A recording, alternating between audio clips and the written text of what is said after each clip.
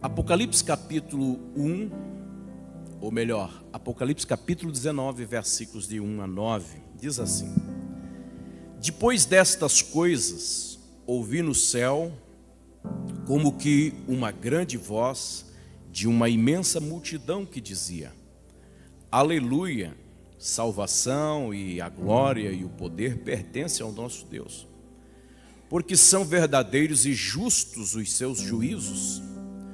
Pois julgou a grande prostituta que havia corrompido a terra com a sua prostituição, e das mãos dela vingou o sangue dos seus servos.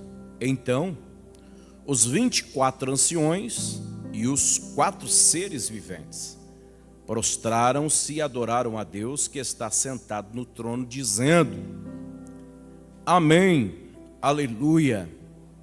E saiu do trono uma voz dizendo: Louvai o nosso Deus, vós todos os seus servos, e vós que o temeis, assim pequenos como grandes. Também ouvi uma voz como a de grande multidão, como a voz de muitas águas, e como a voz de fortes trovões que dizia: Aleluia, porque já reina o Senhor nosso Deus, o Todo-Poderoso. Regozijemo-nos, exultemos e demos-lhe a glória, porque são chegadas as bodas do Cordeiro, e já sua noiva se preparou, e foi-lhe permitido vestir-se de linho fino, resplandecente e puro, pois o linho fino são as obras justas dos santos. E disse-me: escreve, bem-aventurados aqueles que são chamados à ceia das bodas do Cordeiro. Disse-me ainda: estas são as verdadeiras palavras de Deus. Podeis tomar assento. Queridos, por extensão, o capítulo 19, versículos de 1 a 9 que lemos, marca a eternidade com o resultado da obra missionária. Diga-se, ao longo dos milênios, dos séculos. Os capítulos 6 a 18, toda a revelação de Jesus ao seu servo João, está dentro do período da grande tribulação, que é dividida em 2 partes, 3 anos e meio, depois mais 3 anos e meio. É por isso que o capítulo 19, ele abre com uma das expressões de João, repetida no seu livro: depois disso. Ele está falando que depois de todos esses eventos, também de forma especial a grande tribulação.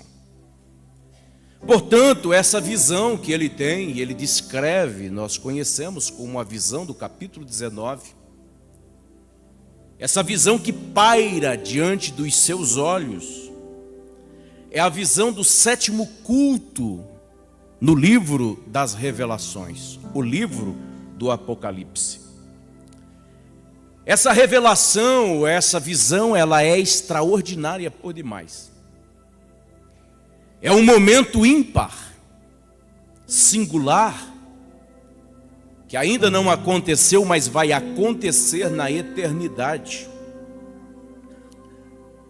E a proposta nessa noite é nós entendermos um pouquinho mais desse cenário.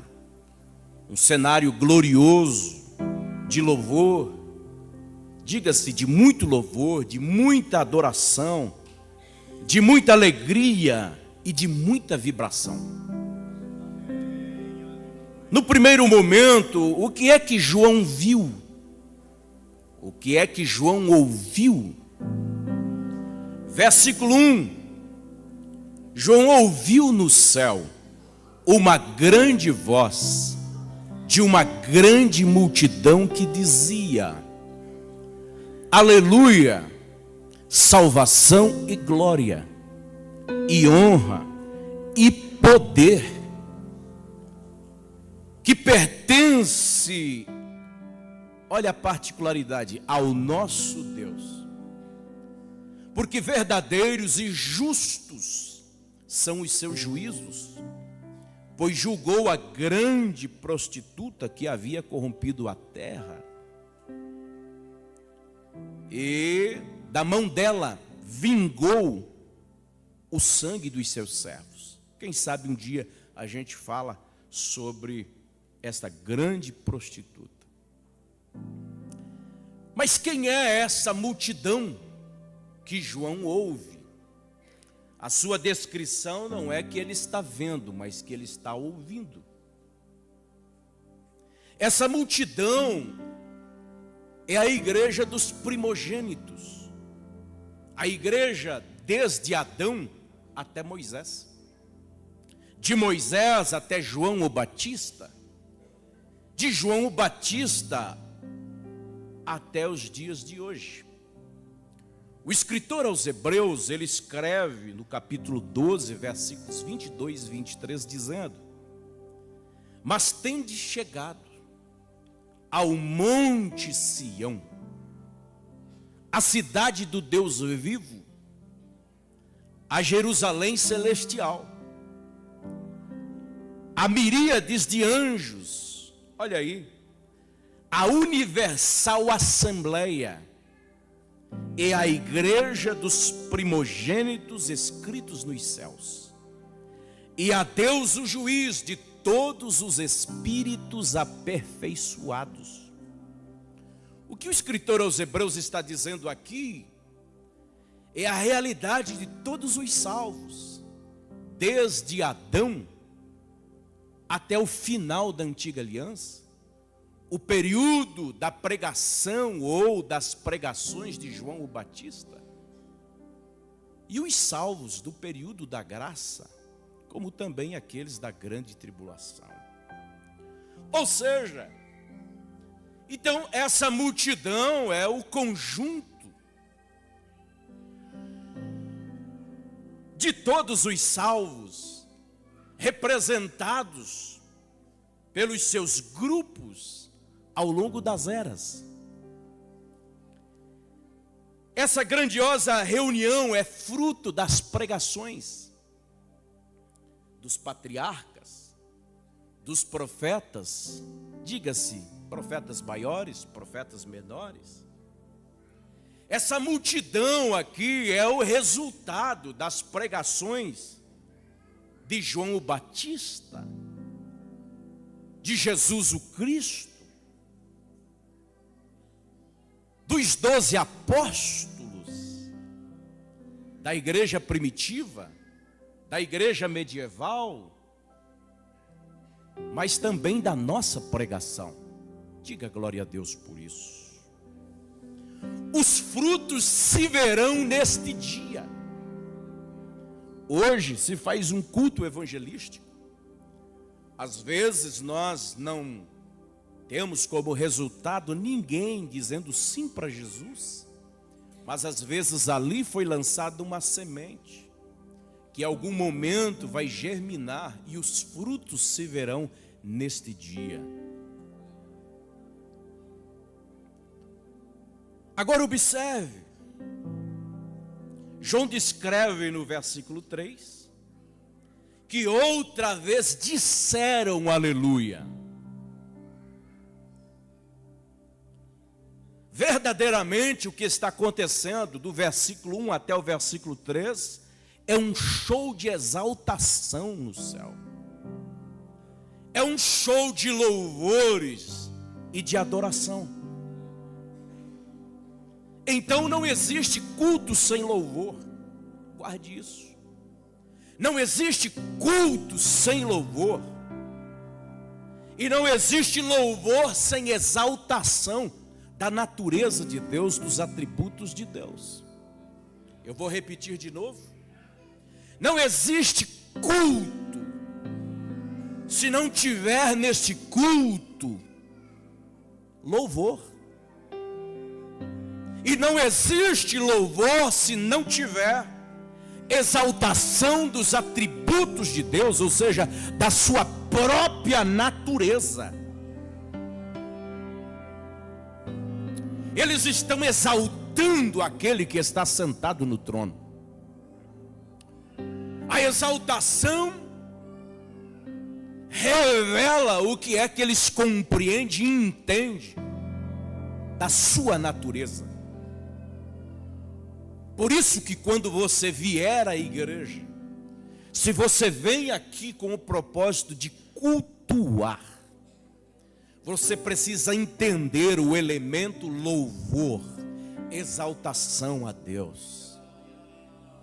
É por isso que em nossos cultos nós temos o costume, quer seja no louvor, quer seja na pregação, quer seja na liturgia do culto, levante a sua mão, abra a sua boca e diga alguma coisa para Jesus. Aí vem uma pergunta: como é o seu culto a Deus? Nas minhas orações, por algumas vezes, eu disse assim: Senhor, o seu povo está se reunindo para cultuar a Ti. E aí logo, todas as vezes que eu orei, logo surgiu no meu coração uma indagação: de fato nós prestamos um culto a Deus? De fato todos vêm com o objetivo de prestar um culto a Deus? Por algumas vezes eu também disse: Senhor, recebe o nosso culto. Mas logo a indagação surgiu no meu coração: será que nós temos um culto realmente para prestarmos a Deus? Desde o primeiro culto que a gente pode analisar, investigar os seus elementos, nós estamos falando do sétimo culto. Então, desde o primeiro, terceiro, quarto, quinto, sexto culto, expressos no livro das revelações, você vai ver o elemento louvor e exaltação. Se você entende, sem forçar nada, se você entende e quer, feche os teus olhos agora e comece a prestar a Ele louvor. O que é o louvor, pastor? Louvor é elogios. Então, nada mais, nada menos do que elogiar o Deus da sua fé, o Deus da sua salvação, o Deus que te salvou, o Deus que te deu a transformação que o psiquiatra não deu, o Deus que te deu a transformação que o psicólogo não conseguiu te dar. A educação dos teus pais não chegou à altura. Alguém olhou e disse: vida perdida. Mas Ele chegou, transformou você, abriu a torneira da graça sobre a sua cabeça, te deu um novo nascimento. Você passou a ser filho de Deus, filha de Deus, habitação do Espírito Santo. E hoje você está aqui. Se você crê nisso, concorda com isso, tem consciência disso, vai lá. Agora faça mais, levante a sua mão, como alguns já estão levantando. Levante a sua mão, levante a sua mão e louve a Ele nesta hora, porque Ele merece ser louvado e exaltado. Urabacaias, Urimicanto e Cataua, Urabacalamaxúria, porque tem gente que não lembra do passado, tem gente que não lembra da sua origem, tem gente que não lembra das suas crises, das suas prisões. O salmista diz: ó minha alma, não te esqueça de nenhum dos seus benefícios. Se você tem benefícios da parte dele, vai lá, vai lá, vai lá, vai lá, abre a boquinha.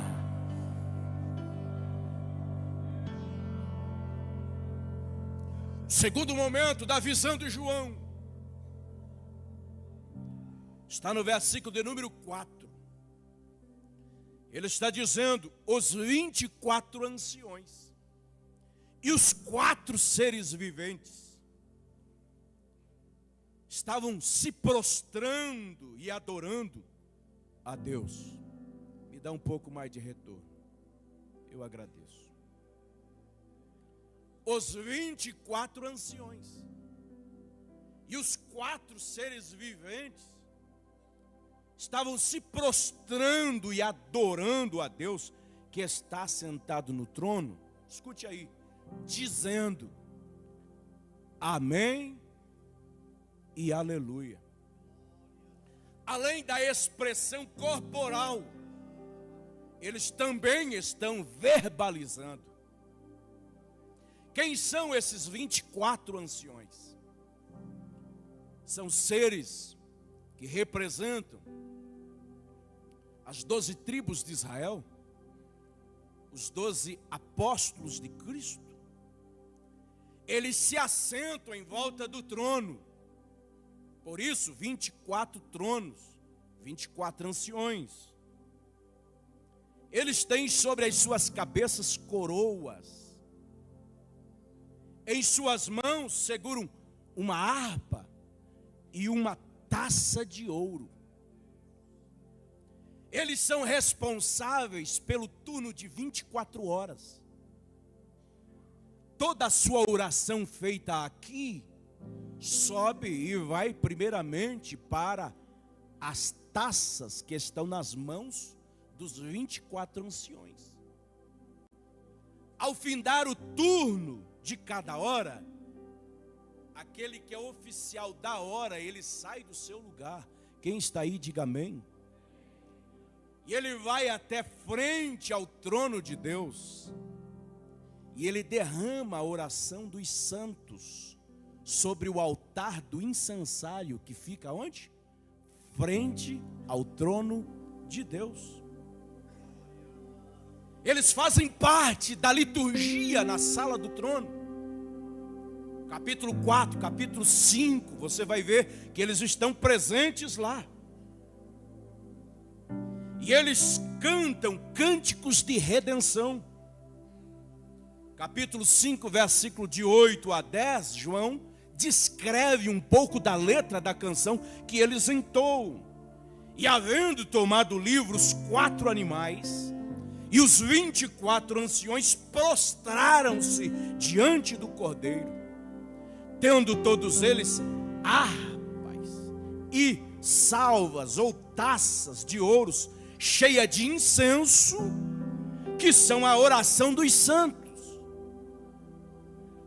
E cantavam um novo cântico, dizendo: digno és de tomar o livro e de abrir os 7 selos, porque fostes morto, com o teu sangue comprastes para Deus homens de toda tribo, língua, povo e nação, e para Deus o fizesses reis, sacerdotes, e eles reinarão sobre a terra.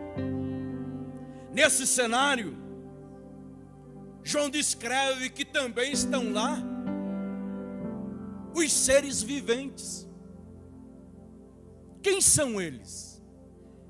São criaturas celestiais, oficiais também na liturgia do culto, na sala do trono. Eles são descritos como os querubins. Possuem 4 rostos: rosto de leão, rosto de águia, rosto de homem e rosto de boi. Possuem 6 asas. E quando você olha para eles, ao redor e por dentro, são cheios de olhos. E eles adoram a Deus incansavelmente. Apocalipse 4 e 8. Os 4 seres viventes tinham cada um 6 asas. E ao redor e por dentro estavam cheios de olhos. E olha só. E não descansam, nem de dia e nem de noite, dizendo: Kadosh, Kadosh, Kadosh, Yahvé Sabaoth, ou seja, Santo, Santo, Santo é o Senhor Deus Todo-Poderoso, aquele que era, aquele que é e aquele que há de vir. Que coisa extraordinária.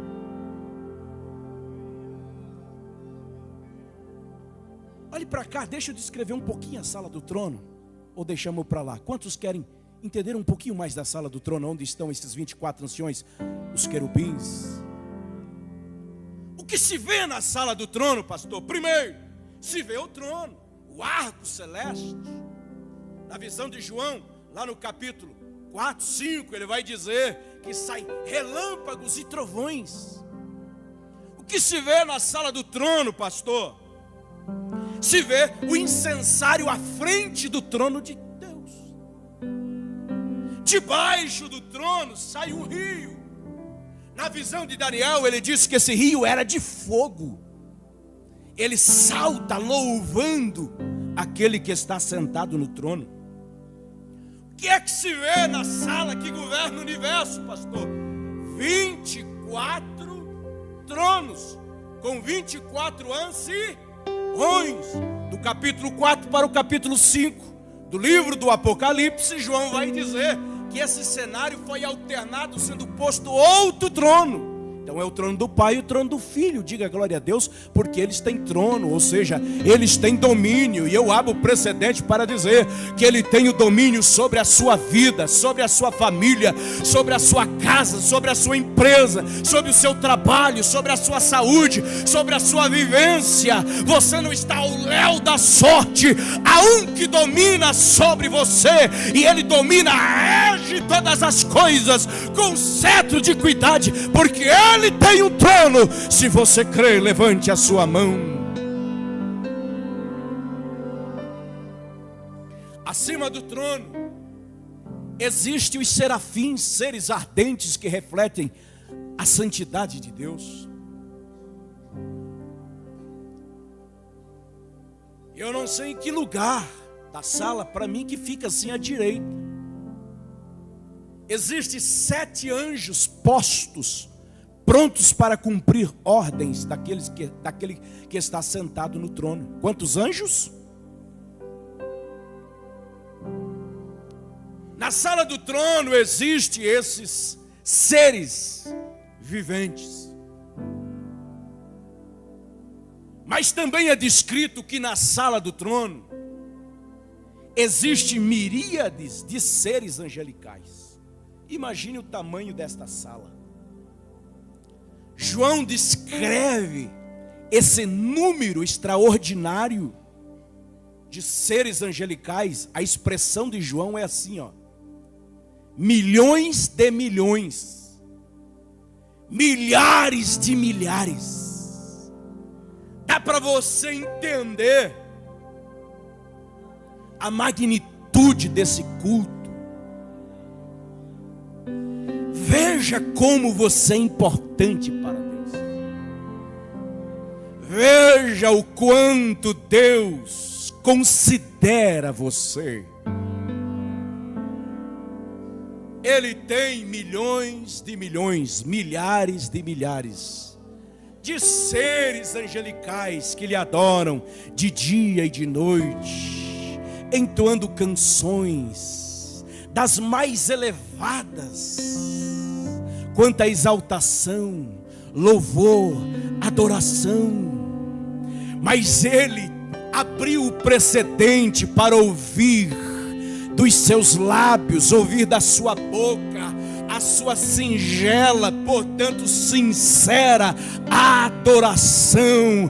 E você às vezes vem no culto, não tem inspiração para dizer alguma coisa para Ele. Eu vou repetir de novo: olha que Deus extraordinário, que Deus maravilhoso, frente a milhões de milhões, milhares e milhares de seres que lhe adoram de dia e de noite. Ele diz: não, eu abro o precedente para você, um pequeno, desprezado, quem sabe, do povo. Ou você que, olhando para você mesmo, não há qualificações possíveis, mas ele diz: eu abro o precedente. Isso é privilégio. Se você entende, abre a sua boquinha. Vamos lá. No primeiro culto do Apocalipse, que está lá no capítulo 4, versículos 9, 10 e 11, há uma sincronia litúrgica entre esses seres viventes e os 24 anciões. Quem está aí diz amém. Eu vou repetir. No primeiro culto, na sala do trono, que está lá no capítulo 4, há uma sincronia litúrgica dos seres viventes e dos 24 anciões. Olha só, João descreve sempre que os seres viventes davam glória, sempre, continuamente, ou seja, todo instante, todo momento que há atitude dos seres viventes de adorar aquele que está sentado no trono. Olha só, os 24 anciões se prostram em atitude, primeiro, dos seres viventes. Olha aí, sempre que os seres viventes davam glória e honra e ações de graças ao que estava sentado sobre o trono, ao que vive pelos séculos dos séculos, os 24 anciões prostravam-se diante do trono daquele que está sentado sobre ele. Adoravam ao que vive pelos séculos dos séculos e lançavam as suas coroas diante do trono, dizendo: digno és, Senhor nosso e Deus nosso, de receber a glória e a honra e o poder, porque tu criaste todas as coisas e por tua vontade existiram e foram criadas. O que isso quer dizer, pastor? Essa é uma das dinâmicas do culto. Nós não estamos mais pautados nas verdades da antiga aliança, nas formalidades levíticas para o culto. Nós não vivemos mais sob a régua litúrgica dos rabinos dentro da sinagoga. A liberdade foi dada à igreja para cultuar. Eu vou repetir. Nós não vivemos mais pautados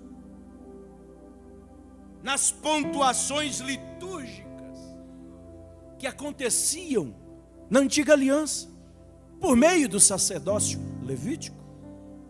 Nós não estamos vivendo sob a régua rabínica dentro das sinagogas. Foi dado a nós a liberdade de cultuar, a exemplo daquilo que acontece na sala do trono.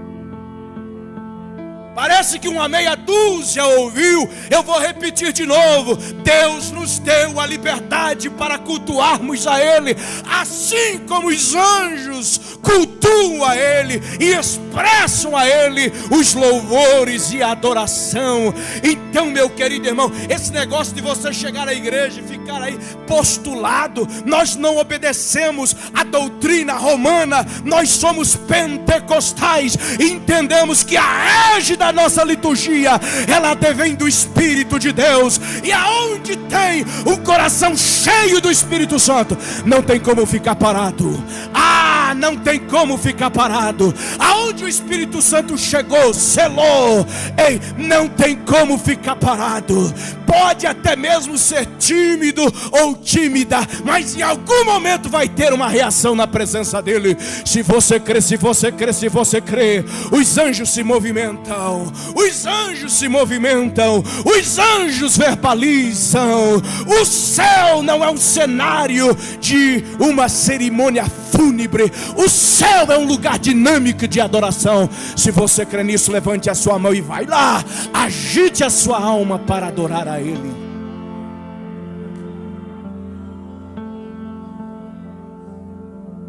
Porque tem gente que vem ao culto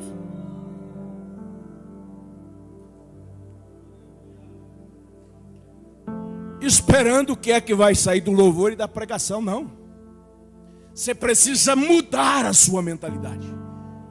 Você não vem aqui porque é dos cantores, você não vem aqui por causa do pastor, você não vem aqui por causa do pregador, você vem aqui por causa dele que está sentado no trono. O seu culto não é um culto baseado nas emoções daquilo que a liturgia pode provocar em você. O seu culto, disse Paulo, deve ser racional. E a racionalidade diz: tem um que está sentado no trono.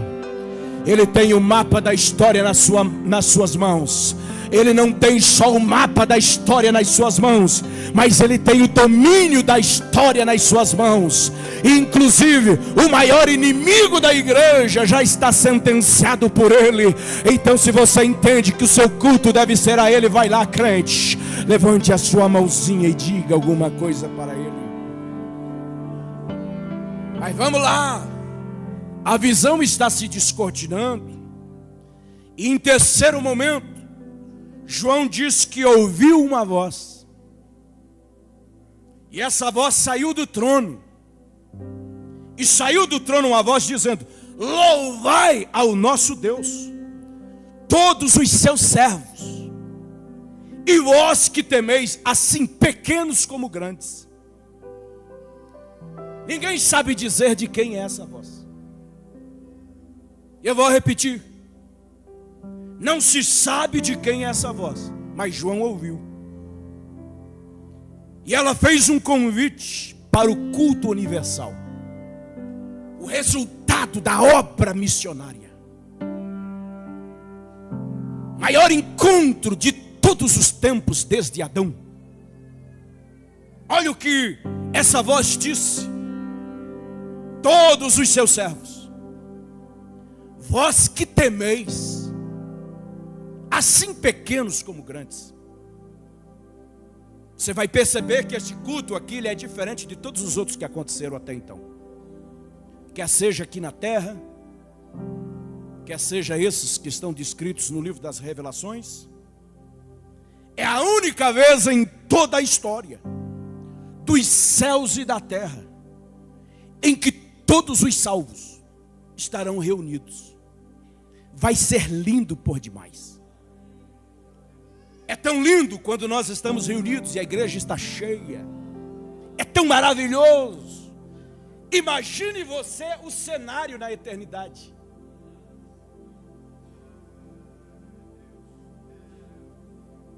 Lembra? Quando o Jordão passarmos unidos e entrarmos no céu, veremos nós como a areia da praia aos remidos. Oh, que gloriosa lista. 509. Só vocês. Tanto.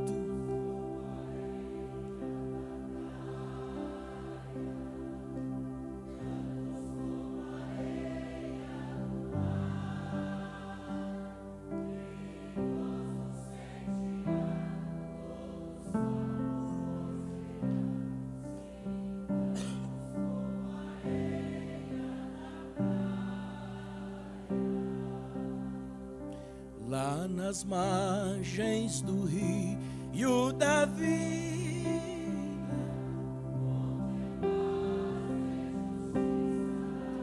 Ô crente, parece que você não está com esperança de chegar lá. Deixa o Espírito Santo entrar no seu coração. Bem forte, vamos lá. Bem forte. Tantos como a areia da praia, tantos como a areia.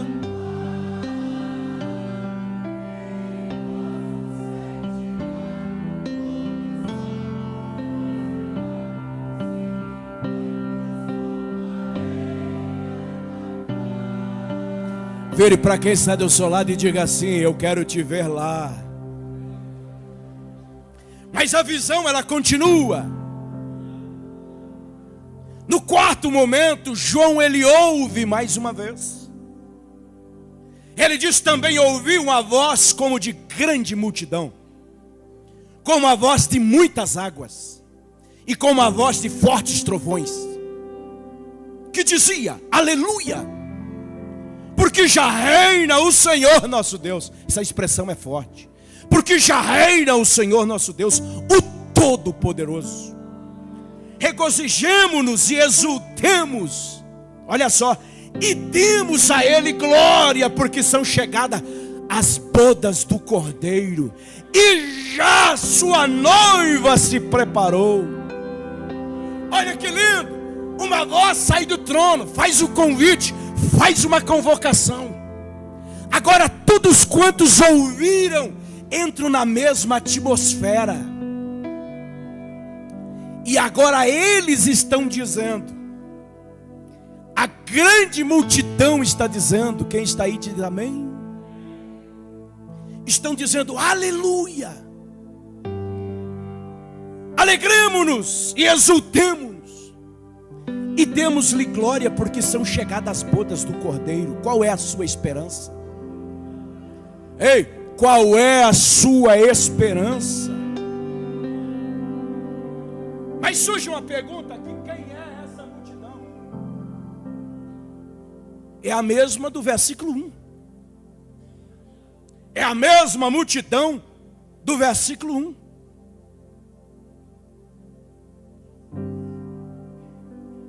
Ou seja, lá vai estar Adão,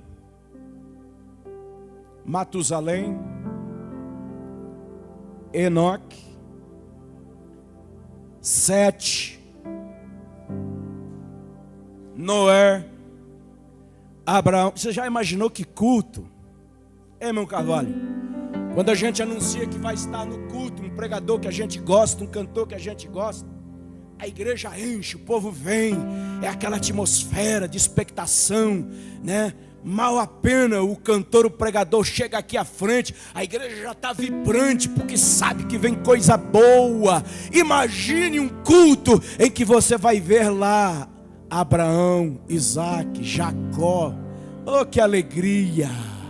Aí você olha para o lado, alguém diz: oh, aquele ali é Noé. O outro diz: rapaz, esse ali é o homem que mais viveu na terra, olha ele ali.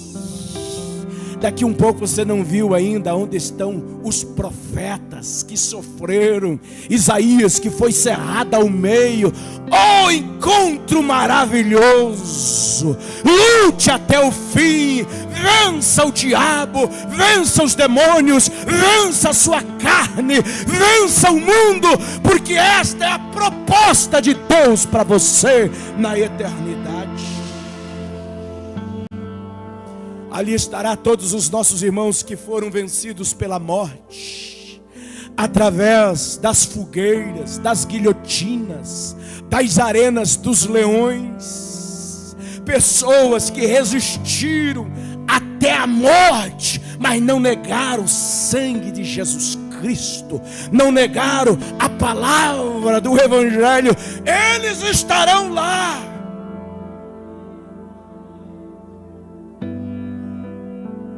Sabe quem estará lá? Aqueles que você já ganhou para Jesus.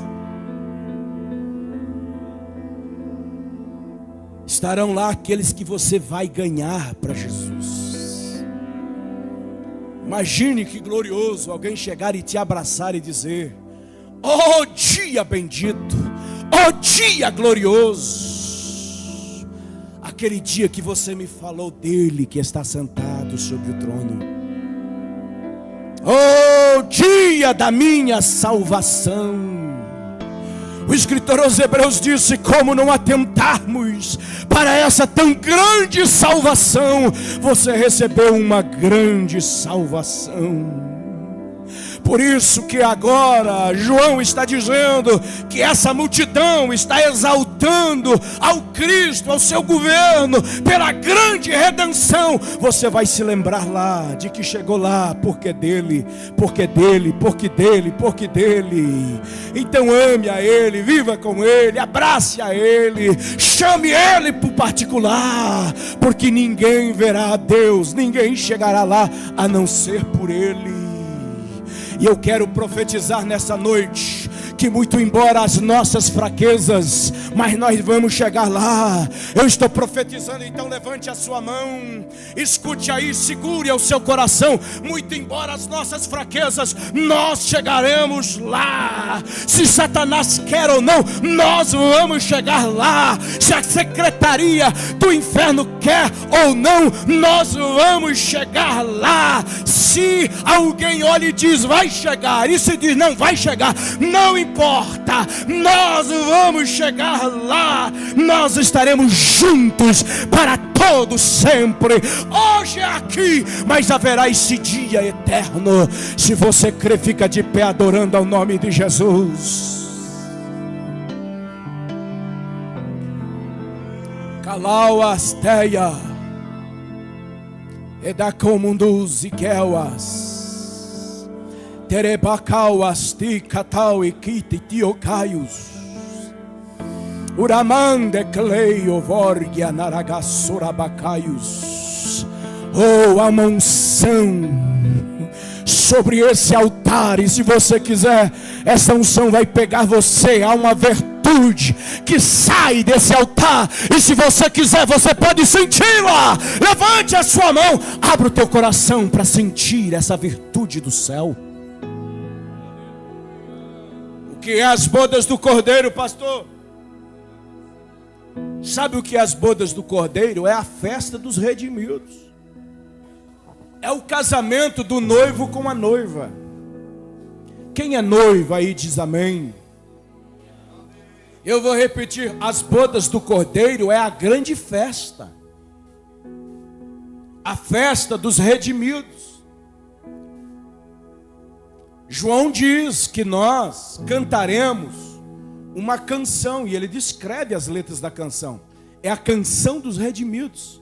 O coral já é lindo louvar aqui, imagine neste dia. E essa festa vai durar 7 anos. Quem gosta de festa aí? Eu gosto de festa. Essa festa vai durar 7 anos. Aqui embaixo, grande tribulação, mas lá em cima, bodas do Cordeiro. Vinde, benditos de meu Pai, possuir o reino que vos está preparado desde a fundação do mundo. Vamos encerrar? Versículo 8, João diz assim: e já a sua noiva se preparou. E eu estava dando uma olhadinha, esse se preparou não é lá. Existe alguém que ensina que a preparação para vestir-se de linho fino, resplandecente, puro, é lá. Alguém até diz, vai abrir-se os roupeiros da eternidade. Hoje é o dia da preparação. Se ele não voltar amanhã, é o dia da preparação. Se ele não voltar depois da manhã, é o dia da preparação. Se ele não voltar nos anos que estão por vir, é o dia da preparação. Olhe para cá. Segui a paz com todos e a santificação, sem a qual ninguém verá o Senhor. Olha o que João diz: lavar as suas vestes no sangue do Cordeiro. Você tem uma veste espiritual. Ah, pastor, não posso ver, não pode ver mesmo, mas você está vestido com uma veste espiritual. Que a sua veste não esteja salpicada de sujeira. Purifique-se no sangue do Cordeiro nesta noite.